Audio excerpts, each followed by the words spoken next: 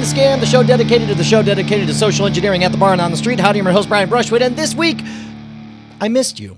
I just wanted to say so. It's been like forever since it was just the two of us talking, behind the scam. Right now, it's all just me doing the scam. Truth is, it's been an extraordinarily busy 5 weeks. From family reunion to spending a week in LA on a project. I had like 6 live shows because it's back to school time at all the colleges, so I'm running around doing all those. Thank you to all the fans who came out to those events. Also, just finished up doing 3-4 days at Dragon Con, which is just mind-blowing. If you go to one science fiction fantasy convention, if you just want to see a surrealist geek's dream come true, check out Dragon Con. I'll give you a little behind the scenes on how that looks in a moment. But the biggest news that I wanted to share with you guys is after 5 years of Scam School, after writing the ebooks, version 1 and version 2, we have a legitimate publishing deal. Scam School book is out. A real-life, honest-to-goodness, published by a legitimate-ass publisher, which I'm sure that's how they refer to themselves, as legit-ass publishers. The Scam School book is awesome. That's the only way to put it. It's 80+ tricks. It's got like 100 QR codes in there that will link you to each of the Scam School episodes. These are all the cream of the crop. They're the first ones that occurred to me to put into a book, and I couldn't be happier with how it came out. John Tilton and Brant Hughes did the designs on it. Looks fantastic. It feels meaty and rich and thick. I'll tell you what, man. It's one thing to sell an ebook to a few thousand people, but there's something else about holding a real book, a book-ass book, and I couldn't be happier about it. It's available right now if you go to scamstuff.com. That's the best for us. You could also get it at Amazon or Barnes & Noble, any of the major outlets. I don't get hardly any money from it that way. I do, however, get a little bit of cash if you buy it from scamstuff.com, and we have a discount on there if you're going to buy 2 of them, so you could give one to a friend. And if you're interested, I'll even sign it for you. Look, the point is, I think you'll like this a lot, and I know some of you guys are already thinking holiday season in advance. Man, just really awesome. Also, I had a kooky thought pop into my mind, and I want to see if you're interested. Somebody had said, I know it's not practical, but I would love it if Scam School came out every day. And you're right. No, it's not practical for Scam School to come out every day. But I did kind of noodle my head around what it would look like if we were able to do 3 Scam Schools a week. What if every single week we were able to do a Behind the Scam on Mondays, Scam School on Wednesdays, and then some kind of like shortened, condensed Scam School remix on Fridays, where we go back and revisit one of the past 300 episodes of the show. Because here's the thing, most of you guys, if our YouTube numbers are any indication, 90% of you who are watching right now had not been watching in the previous 5 years. So there's a huge back catalog that you can go through, but you got to go through all the other sponsor message. You got to go through, they're longer episodes, 15 minutes or whatever. I would love to see something that's super condensed and tight where we go back and revisit. We say, ooh, here's the important thing we missed on this, and just get you that remedial, call it remedial Scam School, I don't know.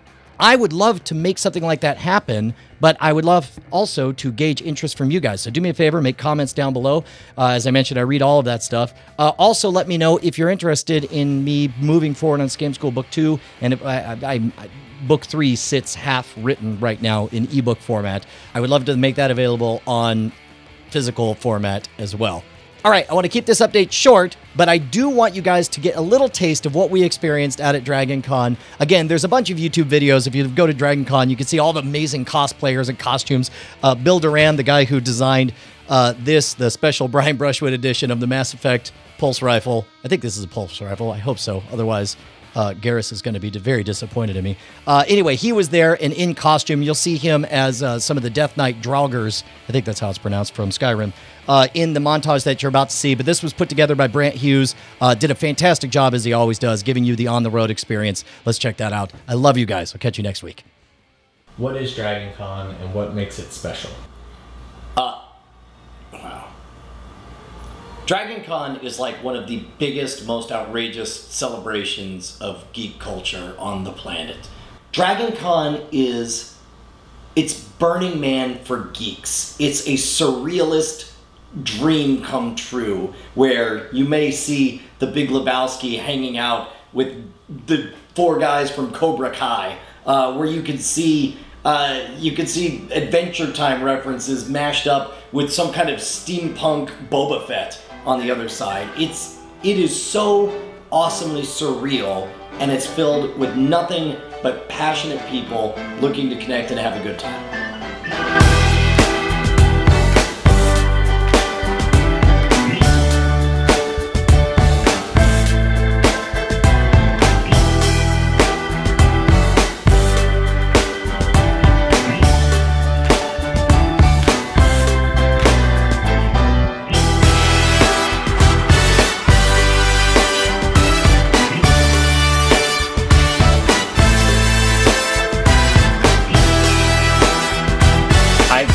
Gone 3 years now, and I don't think I've ever planned on going to any of the panels, and every time I'm there I just kind of I'm never upset about going the wrong way to something or taking the long way to one of the hotels, because there's always just so many awesome costumes, and anytime you're like turned around and you don't know where you're going, you just see this amazing cosplay from something that you love, and then you end up talking to that person for anywhere between 2 minutes and 30 minutes about that awesome thing that you both connect to, and so it's just this amazing experience of just this maze of people who are all there to celebrate kind of their geekdom and just have a lot of fun.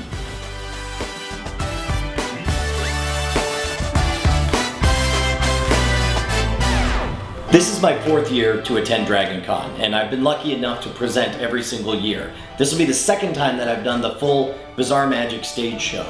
And it is extraordinary to hear these fans who come up after the show and tell me just what they went through in order to be able to come to this event to meet in person. One fan, Ryan Alcott, told me he was on a bus for 19 hours in order to make it out to the show. And it's like, when you have that level of fan interaction, and these are the people, the lifeblood, that make it possible to do what you love for a living, it's like, I just want to make sure that they have the best time they could possibly imagine.